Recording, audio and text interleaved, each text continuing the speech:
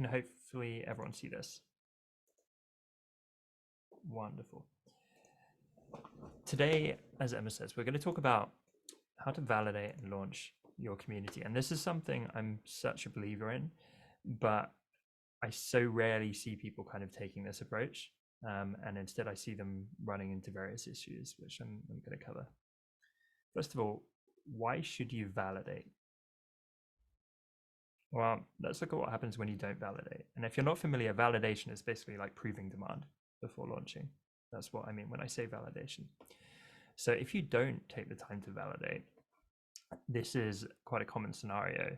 You have this big launch for your community, and then it's crickets. It's quiet. You don't get any sales if it's a paid community. No one's signing up, and it's pretty much the worst feeling. You're also using hope marketing. It's this term where you're just kind of hoping people show up, but you actually don't have any confidence or clarity if they will. Subsequently, you can't plan for levels of demand. So if you don't know how many people want this community, you don't know if you're going to get 100 people, 10 people, or 0. They're very different scenarios for the work you're going to be doing in those early weeks. And so if you have no clue, you really can't plan for that initial community management and other work that you expect to be doing in that community. You can't refine your concept. So if you don't do this work pre-launch, you don't really know if you need to like pivot or change things up or adjust things to get it resonating with people better. And as a result, you may well end up wasting time in the build phase. And this is something I see so often, particularly with circlers. They will get excited, they'll sign up for Circle and they'll spend ages building this very pretty, well-organized community and tweak things and add icons and make it look great. But actually, they don't have any members lined up and they're not sure if anyone wants this thing. So I don't know if this sounds familiar to anyone on the call, but if you've been in this position, don't beat yourself up. I've been here too. I have launched without validating, and I've had launches that have just like fallen flat. And it really is like a kind of knot in the stomach feeling. And even if things go well, it's still quite a stressful way to launch, right? Because you hit launch and you're there refreshing every minute. Oh, did anyone join yet? Like it's quite a high stress experience, and one that I try and avoid where possible. So why should you validate by comparison? Well, the main thing is you're trying to ensure that you actually have sufficient demand for your community before you ever launch it. You need to make sure that people want this thing that you've built. This lets you set expectations for the scale that you're going to hit, particularly at launch. Like I say, you want to ideally know, how many people you're going to be serving and the kind of work you can do with them. And you can also, through some of these validation conversations, get tremendous insights to actually help you build this community. You can really learn from these potential members and refine your community concept. And as I put here, you can pivot entirely. So maybe you need a pretty big change because things aren't really clicking. It's better to know that on the front end. So the way I look at it is most people take this approach, they build this amazing community, and then they go and try and find members. And often it feels like an afterthought, right? They have the community and they're like, oh yeah, I guess I should like do some marketing, or I should put it out there, or just announce it. But it's kind of tacked onto the end. And how I like to launch communities is I find members and then I go build the community. And it's a kind of a subtle shift, but it's such an important one. So if you're on board, hopefully, with this concept of validation, you may be wondering, how do I do it? So let's break this down. First of all, I think you need to start with a launch goal, because if you don't know where you're going or what you're reaching for, you don't really know how to prove that level of demand. And this is going to be different for everyone. So maybe some people want 1,000 members at launch and maybe some people want 5. It really is very personal. There's no perfect number. But you need to ask yourself, what is the minimum number of members and or revenue, if it's a paid community, that you would proceed to launch with? So presumably, you probably wouldn't launch the community if no one signed up. But equally, you might think, well, if only 3 people signed up, it's not going to be enough people. There's not going to be a true community. I'm not going to be earning enough money to justify this launch, so I can't go ahead with it. And so try and answer that question. And it could be something like, I want to launch with 100 members. And that was actually my goal with Learn Community. Or it could be, from the point of launch, I want to be hitting $1,000 monthly recurring revenue. And then you can kind of reverse engineer that into member numbers. So this is not about your end goal for the community. I'm such a believer in patience. So for me, like, to hit my kind of lofty end goals, I'm happy to be in it for years. You should not expect to hit your big lofty end goals from day one. This is just like, what is the minimum you need to launch with? So they're very different things. And let me know in the chat. I presume some of you on the call have yet to launch, or maybe you tried launching and it kind of failed. I can see a comment from Sarah there. But let me know in the chat, have you got something in mind? Do you want to launch with 20 members, 50, $500 in revenue, whatever it might be? I'd be really intrigued to kind of gauge where everyone's at. So let's just take a breather for a second. I'm going to take a drink of water and yeah, let me know in that chat.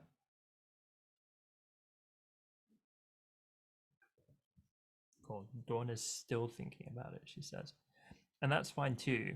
But I do think it is important, because if you gave anyone like a goal, right, or said, I want to achieve this thing, and they said, okay, like, how much, or what are you aiming for? And you're like, I don't know anything. You're not going to be able to be very focused in your efforts or know if it was successful or not. But it can take some time to figure that out. Priam says, about to migrate the community from Facebook with 1,200 members and around 100 engaged.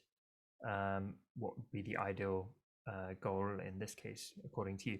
Again, I can't just kind of give a blanket number. I think it's very specific for each use case. So it's more about you, to be honest. How many members would you enjoy serving? What do you think would be a minimum number based on the 100 engaged that you're seeing? Edward says minimum 10 members and $95 a month. Love that, Edward. Like, super specific. So in your validation, you can literally say, okay, if I don't hit 10, if I got 7, I would not proceed to launch until I was sure I could go find another 3 members. Radha says 10 founding members and 50 to 100 at the launch. So yeah, I mean, founding members, I would tend to count as the members at launch and then build it from there. So I don't know if you're talking about like a beta or something like that. Alison says 50 members. Cool. Amazing. So I'm scanning some of the comments, and I'm kind of getting a feel for where you're all at. But yeah, whether it's 10 members or 50, knowing that number, again, it's so key, because you should literally be implying this rule on yourself where it's like, if I hit it, I proceed. If I don't, I kind of go back to the drawing board, ramp up marketing, whatever's needed, but I do not move forward with my launch if I don't hit that number. And then really, there are 3 effective ways to validate. You can either use a waitlist, you can do an alpha launch, or you can do pre-sales. And I'm going to break down each one of these techniques. So a waitlist, this is what I actually did with Learn Community. But essentially, you are trying to drive people who might be interested in joining your future community to just like a basic form or a survey. You don't need to overthink that part. Like, I used Google Forms, and you can see on the right there, I exported to a Google Sheet on the back of that. And this could honestly be like, you announce it to your audience and say, I'm building this community, and here's why you should care and why it's exciting. If you're interested, you can sign up here. My friend Mike Jander, I've hopefully helped inspire him to launch his community pretty soon. And I saw just before this call, he put out an Instagram post saying, I'm planning this, comment below on this Instagram post more if you want to join the More Creative Academy, which is what he's calling his community. And so now he's got a bunch of DMs saying more, and he's DMing those people to say, cool, here's a link for the waitlist. And he's doing it that way. So he's starting to fill his waitlist up. And when I did this, my goal was 100 members. I was like, I don't want to launch if I get less than 100 members. And so when I announced my waitlist to my audience, I got around 400 applicants, and that was good validation. I was like, cool, okay. If I got 20 applicants, I would have been like, okay, I'm definitely not going to hit the 100. I need to, I need to change something here. And just a tip for everyone, if you do use a waitlist, if it's a paid community that you're launching, please ensure that you have one question on your form where you're getting them to choose a paid plan. Okay, so let's say you've got $50 a month planned for your community and $500 for the year. You should then have 3 options on your waitlist. And the questions should be something like, when you join the community, like which plan is the right fit for you? And they can say, right, it's $50 a month or it's $500 a year, or option 3 is, sorry, I can't afford this right now. And this is really, really important, because otherwise what happens is you get a bunch of people that are never willing to pay for a paid community, and they're signing up for the waitlist, and you're saying, oh, look at all this demand. But when it comes to them actually, closing and signing up and paying you, they don't do it. And the reason why you want to have that third option for, sorry, I can't afford this, is we had quite a few people before we added that option who just chose one of the paid options. And then when we said, oh, cool, we think you'd be a great fit, do you want to sign up? They're like, I can't afford this. And it's like, well, why did you specify the paid option then? And it's because that's all that was there. So try and have that can't pay option, and then include any payment plans and tiers in that question. And I promise it will give you such a good idea. Like, you can literally from that extrapolate some projections where you say, cool, this many people want to go annual, this many people want to go monthly. And if half of them, actually finalize this and sign up, it's going to equate to this much revenue. And you can start to kind of see that relative to your launch goals. So another way of doing this is an alpha launch. And this is essentially, you just launch your community today, even though it's not ready. And this is what Jay Klaus, who's a fellow Circle expert, did. His community is The Lab, and I'm now a member, but I also joined at alpha phase before this thing even had a concept and a name. He basically said, you can pay a lower rate and you can sign up now, and I'm going to document as I build this community. And so we were in a private group, and he was literally like, okay, I've got 3 ideas. I'm going to try this one. Oh no, I lost interest. I'm going to try this one instead. I'm going to figure out the pricing. What do you guys want to see, in this section? And he kind of built it with us, and it was really rough and really bare bones. But it was also exciting for us alpha members, because we got to see the community come together, and we got to have a say in it as well. And the great thing for Jay was, not only did this prove demand because he had, active paying people, but he got an influx of early revenue to help support his time and efforts planning and building that community. So it's a really kind of beautiful strategy if you think about it. And this is where people overthink it so much. They think, I need to build the most perfect polished community before I show anyone and launch it. You can literally launch like pretty much an empty circle community with one space. And the only purpose of that space is like, I'm going to talk to you and flesh out this idea with you, and you're going to watch this community grow in front of your eyes. And people will pay to be part of that. Maybe not like the most premium rate ever, and maybe not the highest rate you're ever going to charge for the community, but some kind of like intro early discounted rate. It can be a great way to get some members in and some revenue in, and get some tremendous insights from those people. And as I've said in this final point here, do set expectations. What you don't want is people signing up and be like, what the hell? This place is like really bare bones. You want to be crystal clear about that. Be like, here is what's going to happen inside. Like, here's what you can expect, and just really detail that for people. And then the final method is pre-sales. So maybe don't let them inside a community, but you can literally say like, I'm launching this in 3 months, and you can sign up and pay for it here. And you will then be one of our founding members. And going back to your launch targets, if you don't hit that, you can then refund a handful of people. So let's say you want 50 members, but only 11 sign up. You say, sorry, 11 people, here's your money back, and the community is not going ahead at this time. And that's fine. That's a very common framework that people use. But again, it's a great way to bring in some revenue whilst you're proving demand. And that can help your time and support your efforts building the community at this stage. So that's kind of the 3 key methods you might want to think about. And you might be thinking, okay, well, how and where do I actually drive these members? And people are often looking for like a silver bullet, or the secret sauce, right? How do I actually drive interest in my community? And I'm sure most of these things you are aware of or you have already thought of. So I want to give a very kind of kindly intentioned but like reality check for anyone watching this replay or with us live, because I have this conversation all the time where people say, oh, I want 500 members at launch, and then I'll be like, cool, how are you going to get them? Have you got like a giant audience? And they're like, no, I have 0 followers and I don't know anyone. I'm like, okay, well, these members are not going to come from thin air, right? So I think often having an awareness of what channels and audience you have at your disposal is so key to being able to manage your expectations. So let's break this down for a second. Maybe you've got some audiences on social media. Maybe you have a newsletter that you've been writing on a consistent basis. You might have a podcast. Try and think of any place where you have an audience. You have listeners, you have subscribers and readers. If you don't have that, you can explore one-on-one conversations within your network. So I saw several people on this call where you have, hopefully a pretty achievable launch goal. A few of you mentioned like 10 members at launch. You don't need a huge audience for those kinds of numbers. We actually have many Learn community members where I've helped them speak to people in their direct network and literally one by one have a conversation and say, hey, I'm really excited. I'm building this thing and here's my vision and why I'm building it. And it's for people like you. Are you interested? And people in their network will say, yeah, or maybe they have more questions and, they have a conversation. It's like, yeah, you know what, like sign me up. So you really can go out and like one by one, find those people, with just people in your life.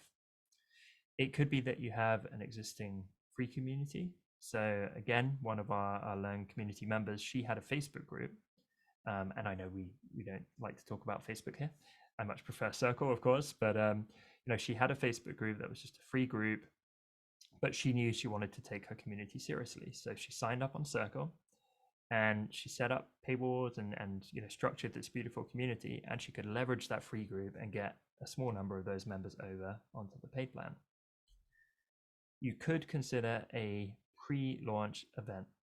And this is often a quick way to like build your newsletter list or something like that. So again, if you don't have an audience, but maybe you have some experience in online events or you're willing to learn, you could organize some speakers, you could put on some sessions yourself around a topic and try and build some buzz in your industry about this thing. And let's say you have 100 people, 200 people who you can manage to get to sign up for this event. They're going to be very warm. They're going to be very interested. They've just joined. They're captivated by whatever the subject is, which should obviously link back to your community. And then you can hopefully convert them with a crushing offer, as they call it, for your community. So let's imagine this session right now. This is one of the weekly sessions at the Circle, but let's imagine this was part of a community launch. It's like trying to just bring as much value as you can around your core topic, and then have an offer, that you follow up with at the end and afterwards, and you can then use that new email list essentially to try and launch your community. And then distribution. I've done some content on this already within the Circle community, but this is essentially getting in front of other people's audiences. So again, let's use this workshop as an example. I'm getting in front of you wonderful new people, and often I reach new people when I do workshops with Circle. If I had not launched my community yet, then at the end of this workshop, I should absolutely be like, and if you'd like to learn more, like go to this URL and sign up for the waitlist because this community is coming soon. So even though I might not have an audience in that case, I can still reach new people by getting on other platforms and bringing value. And again, we've seen many of our members find tremendous success with this. You just have to put yourself out there. And if you really, really put in the work and you pitch yourself and you start building a name, you can do this pretty consistently. I know many people that do dozens and dozens of speaking opportunities for free just to get themselves in front of wonderful audiences. So I'm just going to check the chat for a sec, but let me know, are any of these appealing, and what do you feel like you have at your disposal? Do you have any audience, some audience that you can play with? Do you have a network? Do you have some connections where you might be able to land some speaking opportunities or a guest blog or anything of that nature? And like I said, I'm just going to catch up on the on the comments. Emma, at the end, do you mind helping with questions? You're always so much better at fielding them than I Sure, am, if sure, that's all right. yes, of course. Thank you so much. Um, so Alison says, Tom, I'm selling my community for women leaders. Um, what is the best validation method and or strategy?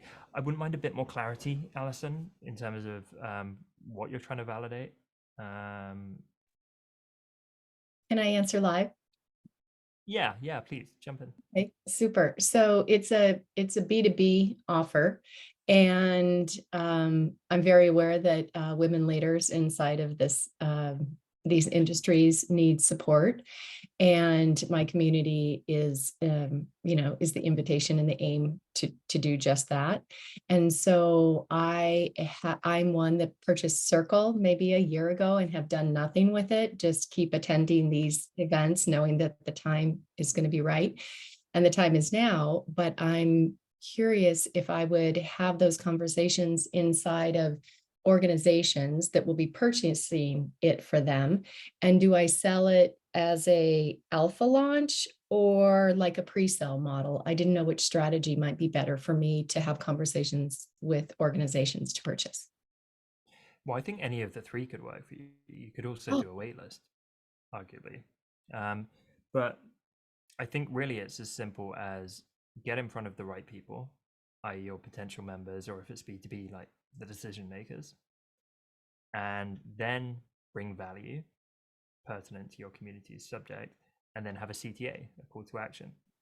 So if we break that down for a second, what is one example of how you might do this? So you would be giving a talk inside another organization around this key topic. yes, I could. So the second launch, like the slide that we're on right now, where can you validate, like all of that, then just came with uh, awareness of like how I could actually do this. So it's this slide actually answered a lot of it. And so I'm gonna run with it, because inside of my community, there will be like a couple pillars in which I'll be teaching. And it has to do with supporting women to live, love, and lead well from within. So it has a lot to do with wellness and leadership development. And so I thought maybe to offer the company an experience of an hour, and then at the end, and have that hour be filled with a couple things that they could walk away with and Hmm. say, I need more. And then have the Yeah, CTA. But I didn't know the CTA wouldn't be relevant to the leaders, it would be relevant to the decision makers. So I think I'd have to yeah, have a conversation ahead of time, so it wasn't surprising to them. got it. Um, so yes, I would have the conversation before just as a courtesy. And almost always people are like, well, yeah, you're like teaching for an hour or whatever it might be. Like, of course, you can mention something briefly at the end. Like, you don't want to do like a sales pitch webinar. That sucks. But yeah, like tacking on a CTA respectfully at the end is completely fine in almost all cases, particularly if you check. How to do it well. You want to get crystal clear on who your ideal member persona is if you're getting in front of other audiences. And you want to make sure that really like everyone that you're talking to in that forum is going to be at least a potential member. Mhm. So a high degree of relevance. You don't want to be in a place where like 10% of people might care about your community. And then you want your CTA to generally be a follow on from whatever value you've delivered. So it's like, well, I've just taught you X or spoken about X. The next logical step you might want to do after this talk is Y, and come over to the community or sign up for the waitlist or whatever, because that's what we're going to be doing next. And we'd love you to join us. I hope that helps. And, whether it's inside a company or like at a conference or wherever it may be, it can all be effective.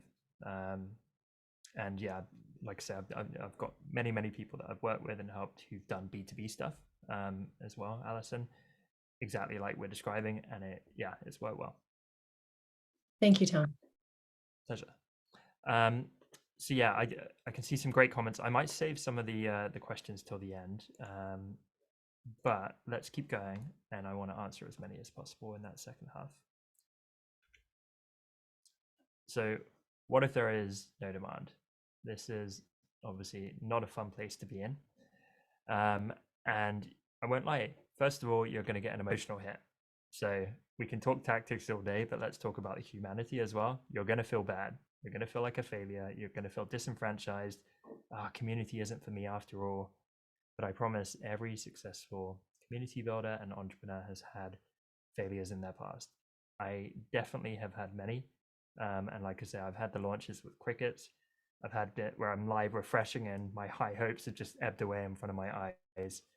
It really sucks, but please know if that has happened to you, it doesn't mean you can't have a successful launch in future. So if your concept of your community fails, I think first of all, you need to really kind of realistically analyze your reach and marketing efforts. So, like I said before, if you have no audience or a very limited audience, you generally can't expect this just huge influx of members. It doesn't work that way. And actually, if you break down the numbers, you need like generally a reasonable sized audience to actually see some traction. You might have an audience on social, but only a small number of them see your content because of the algorithm. And out of those people, you're only going to convert a small percentage. So generally, if you have, a few hundred followers, I'm not saying it never works, but if you've got a few hundred followers and you've done a kind of fairly limited marketing push, maybe you put one post out, hey, sign up for my community, and you kind of quietly whispered it, you're not going to get dozens and dozens of members off the back of that. So where you do see launches that fly, maybe someone's got a bit of a bigger audience. It doesn't have to be millions of followers or hundreds of thousands, but I've seen people with like thousands or tens of thousands of followers across their platforms. And then they really double down on the launch. They hype it up for ages. They have a great content schedule. We've got one of our members in Learn community. I think he's got like 10,000 followers or something, which is not nothing. But he did a 20K launch because he just did an awesome job at putting out content, storytelling, and hyping it up and getting it top of everyone's mind. If he, with that same audience, just did one post that quietly announced it, it probably would have been a complete flop. So it's this kind of combination of like your audience engagement and size, but also how good, or rather how well, you marketed your community. So if you failed, don't think your community sucks or your idea sucks straight away. I would really brutally look at what did you actually do to market it? Because if it was virtually nothing or you didn't really reach many people, well, that's the issue. And if that's the case, maybe you need to scale back expectations. Maybe you wanted to launch with 100 people, but actually, when you look at it frankly, something more like 10 is more appropriate. And that's fine because I would much rather see you launch with 10 people than 100 just to get it going and get you learning and building this community and enjoying it and serving those people. Whatever is achievable and realistic. And if it really was that the concept was not great, well, then you can always pivot and try something else. And I often refer to this as tweaking the dials. And it's so interesting to me. I've seen concepts that failed and they didn't completely redo the concept. They just tweaked it very slightly. They like slightly adjusted their messaging or they slightly refined and niched down with who they were serving, and then it caught on. And so suddenly, these small adjustments can make a world of difference. And how you do that is you try and actually talk to people. So it may be that you have some people on a wait list and they just didn't buy.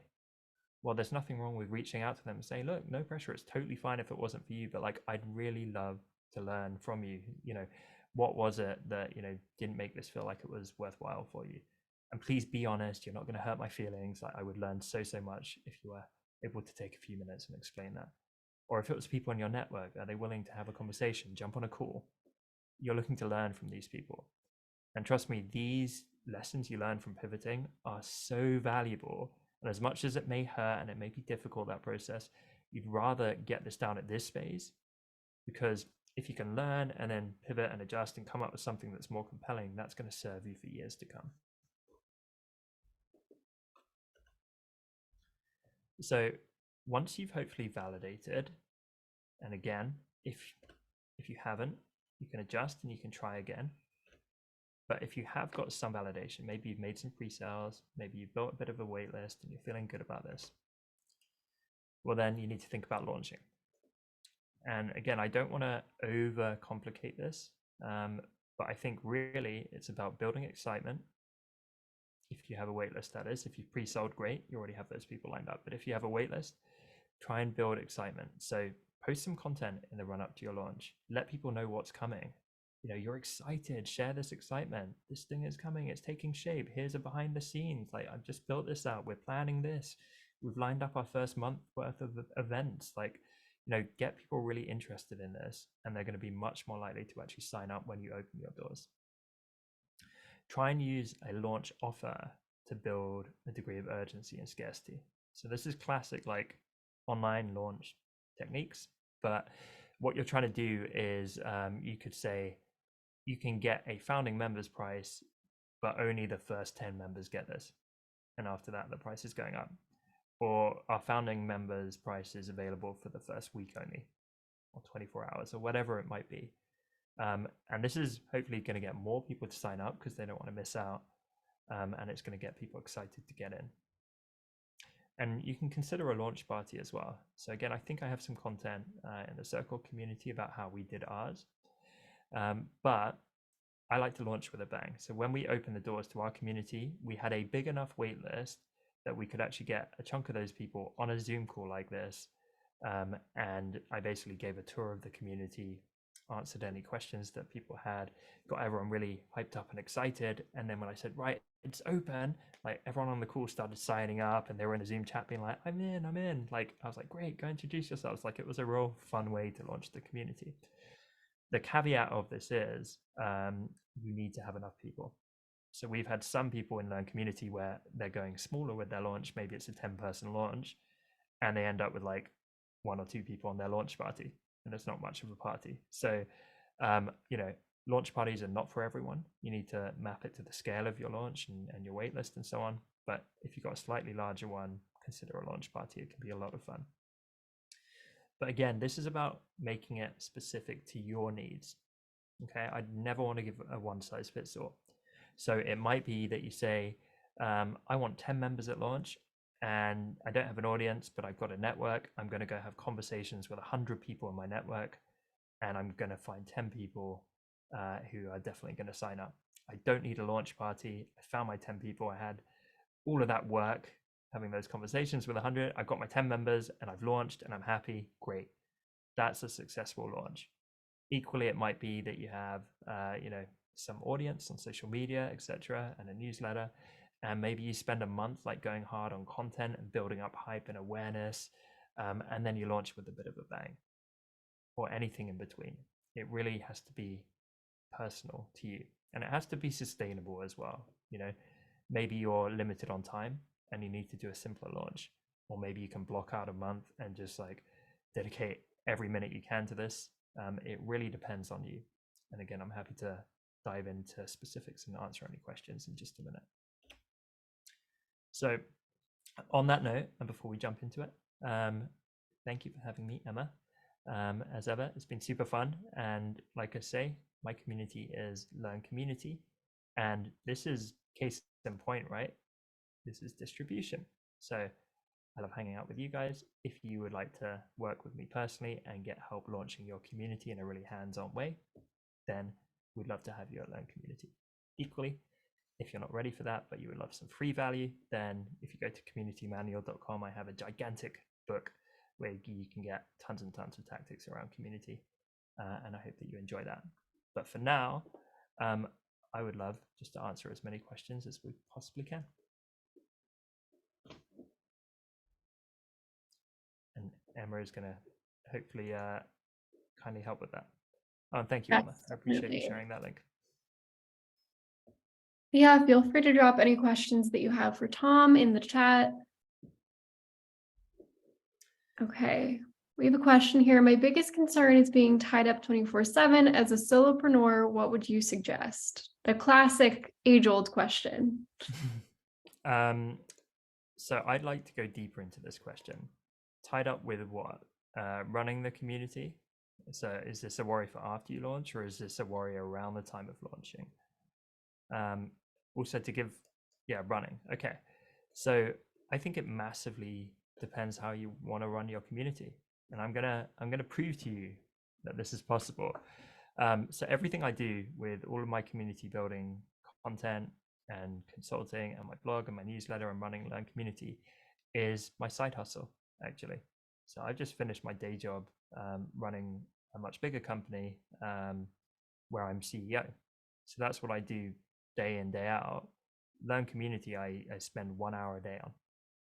And I'm still able to bring tremendous value and help all of our members.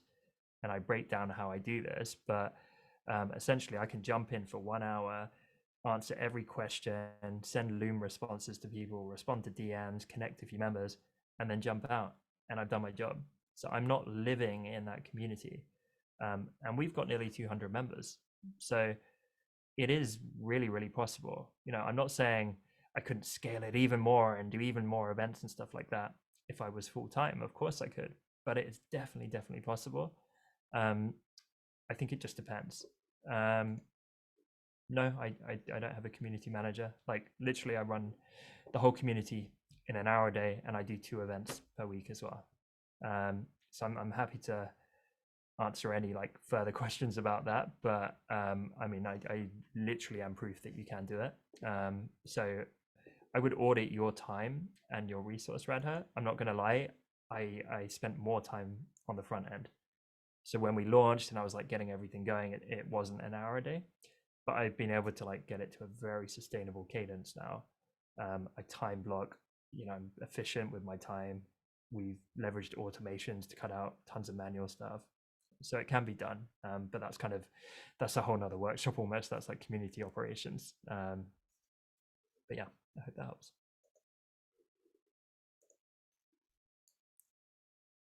Who else? And I want to get as many people on this call who aren't launched, like ready for launch. That is my main goal here. And I hope you don't mind if I pick people out. Dawn, I can see you're looking very bright and colorful on the video. Where are you at? Because something in your responses here tells me that you're working on something. Well, okay. I think I have been talking to people recently. I have an idea for a learning community with at least one course inside it for non-native English speakers who, I want to help them become great communicators in English. This is something that I've been doing for probably 23 years or something like that, but not online until recently. So I'm in sort of a dilemma because I'm in Texas and I have connections to the Korean community here. I have a lot of students in the Korean community.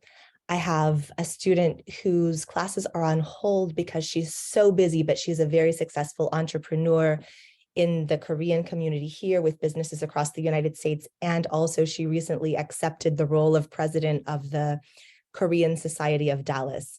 She's my student, but her classes are on hold because her schedule got so busy, but she introduces me as her best teacher ever.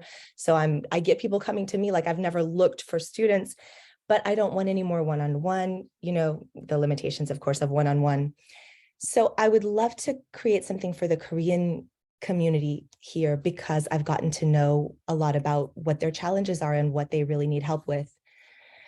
And also because I don't have a really large social media audience, it seems like it would be a way for me to create something, get an experience with building a community with a course inside through a community that I already have connections to without like, okay, first you need to go out and become famous on social media in order to attract people to be able to do this thing that you're trying to do.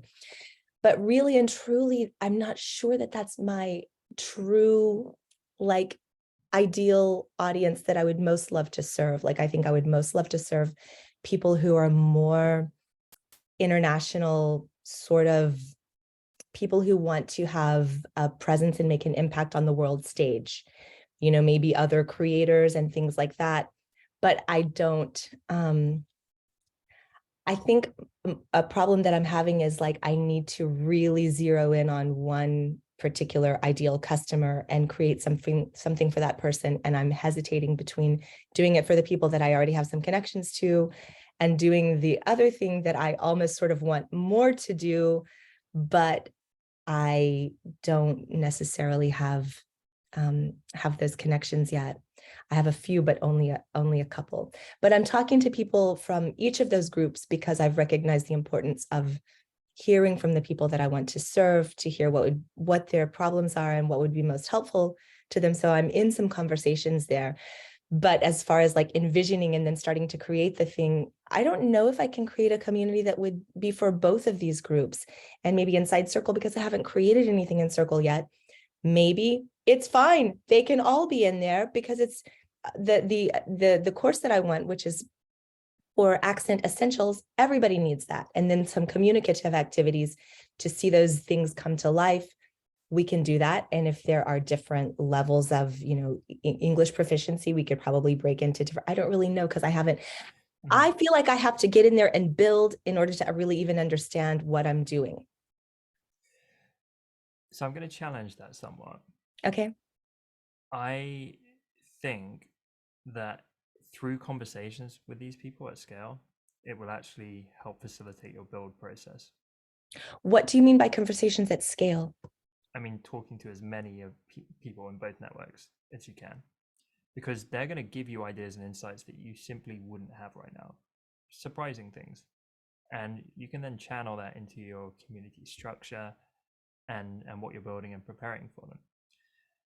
And obviously, I don't have a deep understanding of your different or potential member personas here, but I think if they can fit under the same umbrella and if you're excited enough to serve them, great.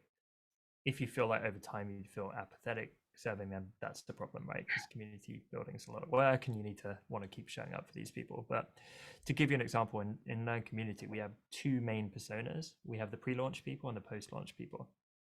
And they have very different needs and requirements. The pre-launch people, want to get to launch. They need help with the fundamentals and getting their value proposition, deciding who they're targeting and so on, and launching their community. The post-launch people generally want help scaling and building and help with engagement and refining and operations and all that good stuff. So they're very different, but they're similar enough that they can live under one community. But I can have different courses and different content for each one. Some join some events, we have some join others, and that's completely fine. It works.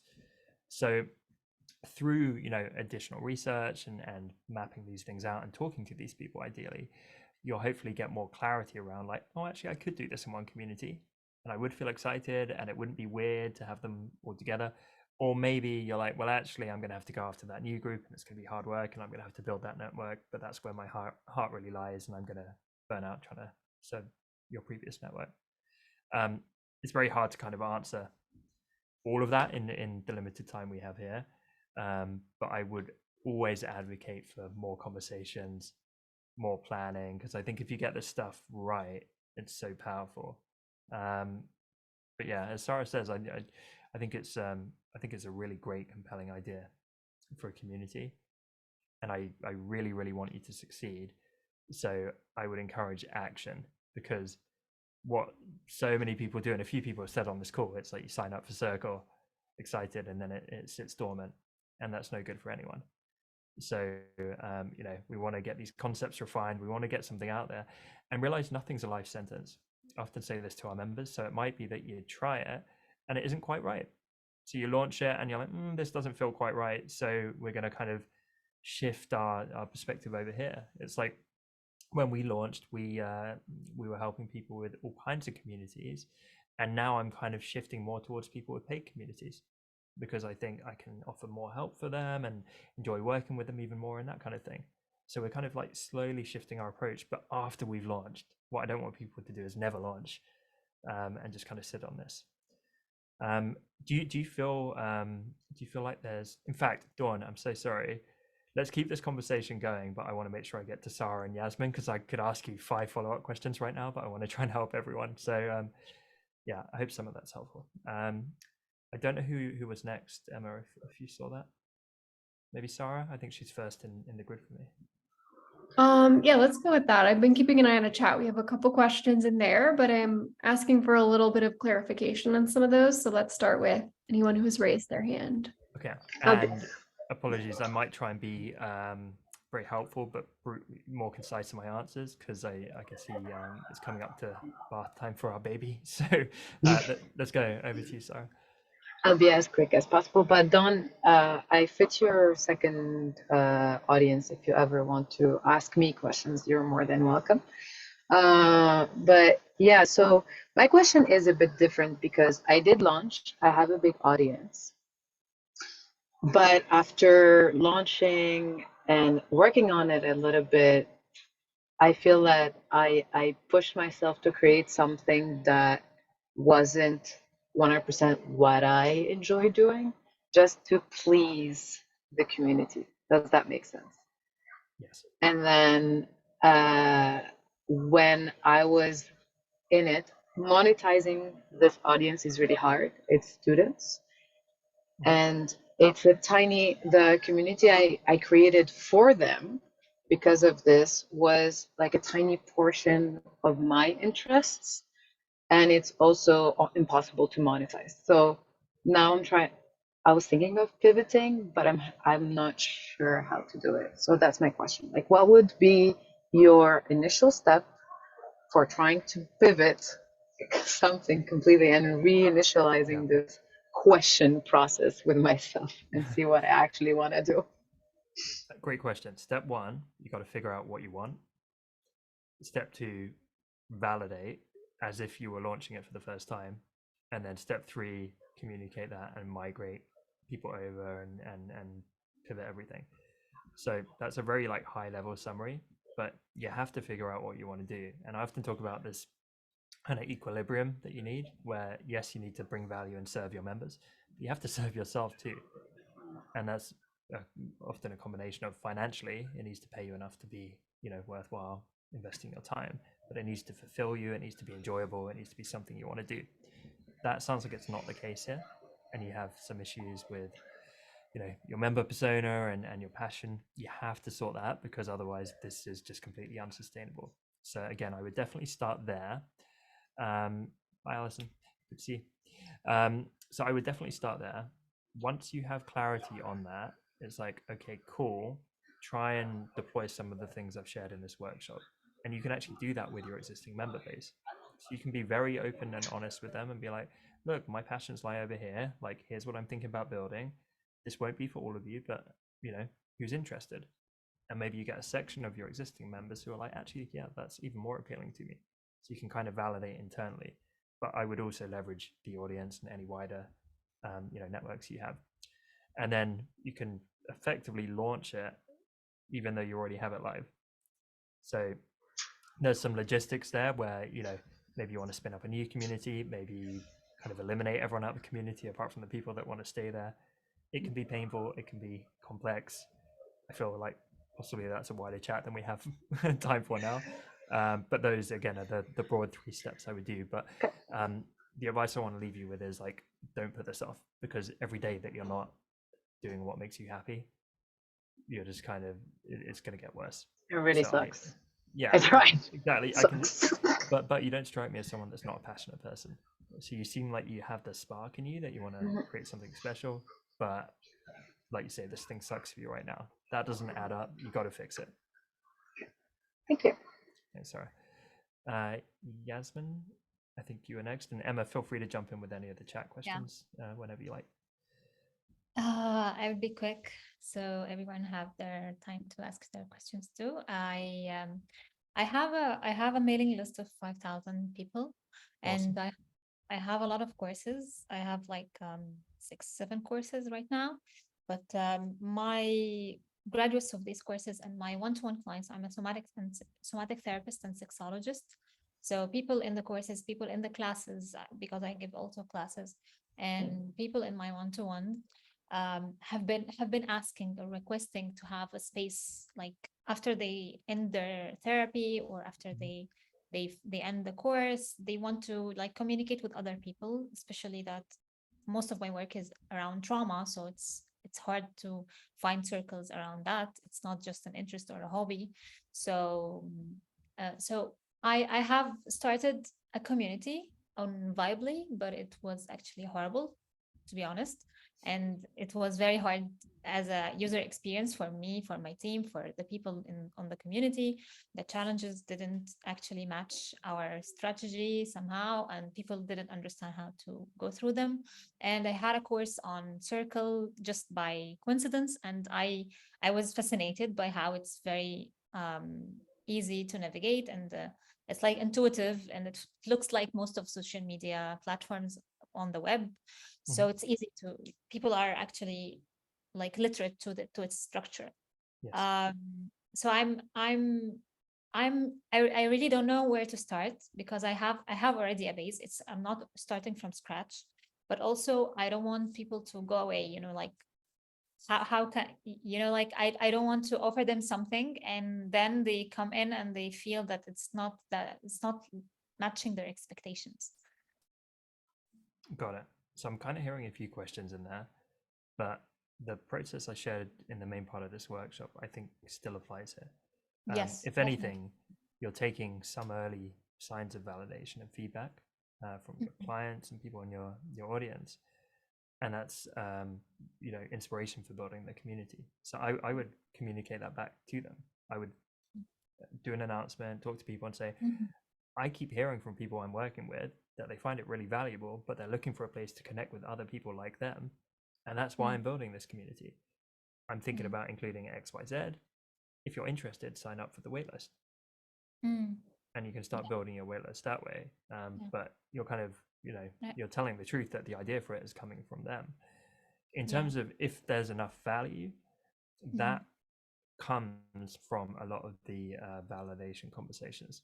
So if you have people who are like, yes, I want this, and they're signing up for the waitlist and they're emailing you and they're excited, jump on calls with these people and be like, what would be most valuable for you in a community like this? And you can actually do this on the waitlist itself. So I had on my waitlist, I think I distilled it down to like my 5 best ideas for the community. And I said, vote on which ones you want to see the most. And so I got hard data from 400 people showing, oh, clearly these 2 are the most popular and they don't really care too much about these bottom 2. So, guess which sections I started with. So you're using the waitlist not just for validation, but for, information to build. Yeah. And you don't need to blow out your community. This is a very common thing that I see.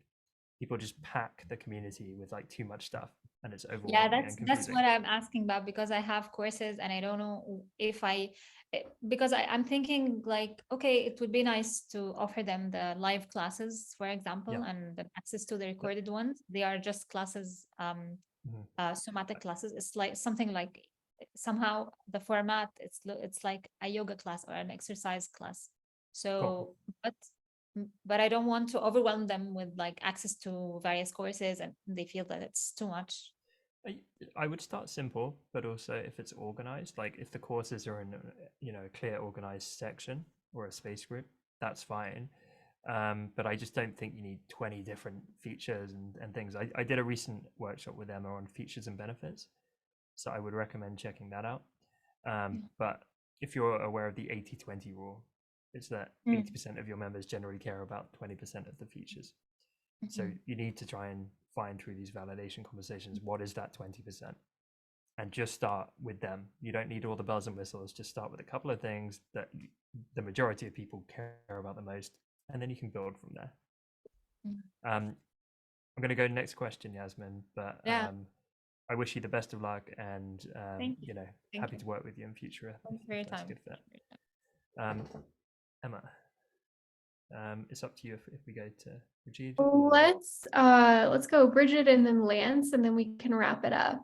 There was one question in the chat, but it was around like getting support questions in the community, and I shared a response to that. Awesome. Thanks, Emma. Okay. Rajid Hello. Hey, are you in a car? Hello. I'm in a car. I'm in Hawaii, so I have a little jealous. bit of weird reception right now. But I'm in a car. Hopefully this location is good. Sure. Hi, thank you so much. Yes, we have a space called Blackbird, and we've been on Mighty Networks for 3 years. And their events are great. Like, it's very robust, but it's been very cluttered to keep the conversation like central. And maybe because we started too many rooms. So we like the customization of Circle, and we spent like months and months not launching, like just kind of thinking we're ready and then wondering if we're not ready. And the goal really is to just help the team feel like we can just launch. We have a physical location, and then we have our online community, which has about 600 members. And so we have a couple of concerns. One is getting them over from Mighty Networks to Circle, which we know there'll be some drop off. And the other is just how do we launch with something with so many different rooms to just get it simple down to conversation and programming.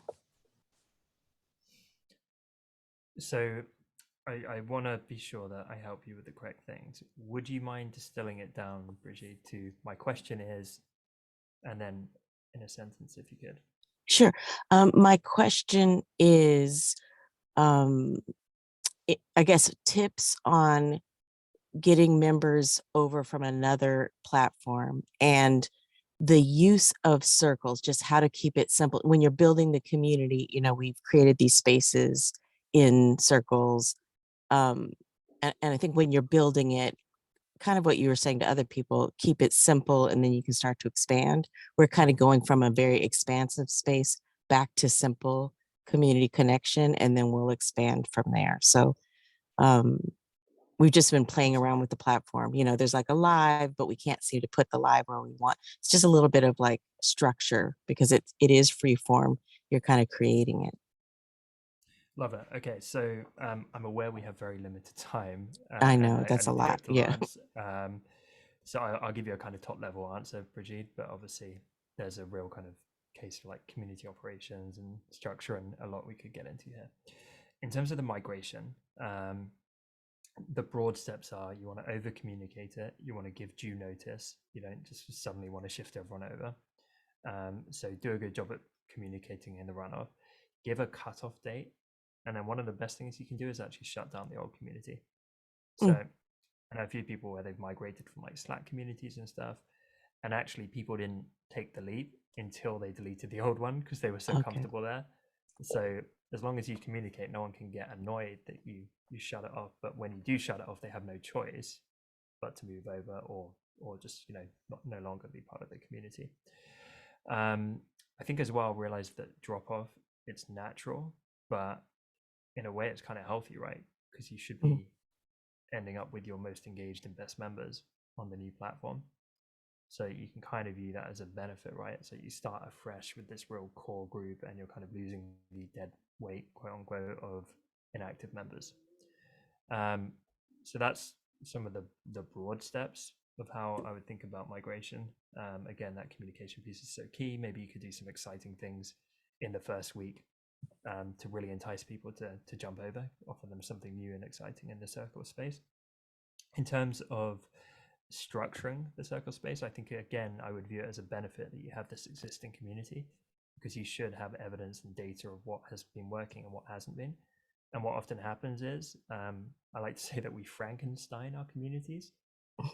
We keep bolting things on slowly over a period of years and we end up with a monster. So every community has this. You probably have some sections and spaces and features that you kind of added on and maybe didn't quite work out, but they're still stuck there as part of the community. And like you say, it's quite busy. It's perhaps a bit convoluted right now. This is a great opportunity to think, if we built this from scratch, which essentially you are on a new platform, what should we keep based on the evidence and what should we lose? So there's going to be that kind of 20% of spaces that are insanely popular. People always love them. They show up, they rave about them. And then there's going to be a bunch of extra stuff where actually, if you lost it, people probably wouldn't be that upset. And if you move people over to Circle and they are crying out and saying, what happened to this old space? And everyone's complaining and they want it back, you can still add it back in. But I would be tempted just to use this to kind of, as an exercise, basically port over your best members, port over your best content and your best spaces, and you end up with something more powerful and more minimal as a great starting point on the new Circle platform. And by being minimal, you're reducing admin, operations, and all the extra work that goes with that. So I'm a fan of minimalism when it comes to community operations. I hope that helps somewhat. Thank you. Yes. Thanks, Bridget. Lance, last but not least, thanks for your patience. Sure, I'll try and make this super fast. So I'm creating a space, a community for teachers to use who want to use AI in the classroom, and I I have a small audience. I get drowned out. I've been writing for it for several years, but I get drowned out now by all the other people writing. But I have about 100 people on my newsletter, 20 people on my wait list. I took your advice from the last session, which I thought was a great idea. I made a wait list, and I'm setting up interviews this week with some of those people. And I'm just curious if you had any tips on how to validate smaller launches, or tips for how to successfully launch something smaller that that hopefully will grow, but also I don't want to start a community where it's just like 20 people, 20 lurkers sitting around, Yeah. watching me post. Yeah, such a great question. So I view them as quite different things almost. When I think of small communities, I think of them almost more like a coaching group or a mastermind or something like that. Because of the smaller scale, you can be unbelievably hands-on. So you can have a deep understanding of each individual's needs and blockers and where they're at. You can provide incredible amounts of hands-on help. You can make connections between all the right people. You can bring them together. You can create intimacy. Again, there's a lot of benefits that go with small. So we're not enormous at Learn Community, but even as we approach 200 members, I can't possibly keep track of everyone every day. It's just too much. And so in some ways, I'm kind of envious of those like more intimate, smaller communities that I had. And when you're a bit larger, you have to just play with the dynamics of like, well, the majority are going to be passive and then active and then power users. And so you kind of get into a habit of serving the people that are in the community and come to you and want the help. But when it's smaller, your job is to kind of go to them more, if that makes sense. So let's do a thought experiment. Let's imagine that I am launching a brand new community tomorrow, and everyone on this call is going to be a member. So we're quite a small community, right? There's like 14 or 15 of us. I would be emailing all of you to the point I wouldn't want to annoy you, but like I'd really be like super hands-on. I'd be trying to give you so much value that it was disproportionate to whatever the membership was. So let's say you paid $1,000 for the community, I'd be trying to give you 100,000 in attention and in help. And that's something you can do in that small scale. You can almost treat these people like one-on-one clients. And yeah, you want to bring them together in a group environment. And yeah, you want to facilitate connection and community between them. But also you can just provide a ton of help on an individual basis. So, if you joined my 14-person community, Lance, I would be giving you my consultation time pretty much at that early stage. Like I would be trying to blow you away so much with the value that you'd rave to everyone you knew about how this is the best community ever and you just can't believe it and you never want to leave. So hopefully that helps. Yeah, it's a great answer. Thank you. Pleasure. And thank you so much, Emma, for having me, and everyone for attending. I appreciate all of you. Some great questions. And again, I'm cheering you on. I don't want anyone to sit on the Circle platform putting off launching. It is really good. I run 2 communities on Circle, my company and my side hustle, and they're great. Like it's been a true game changer for my life and for my businesses. So please get them out and launch them. Like I encourage you to. And I don't mind if anyone joins my community or not, but like I have a ton of free content on my site, on the Circle community. Like if you haven't seen it, just go absorb as much as you can, because I'm really on a mission to try and get people, creating success through community.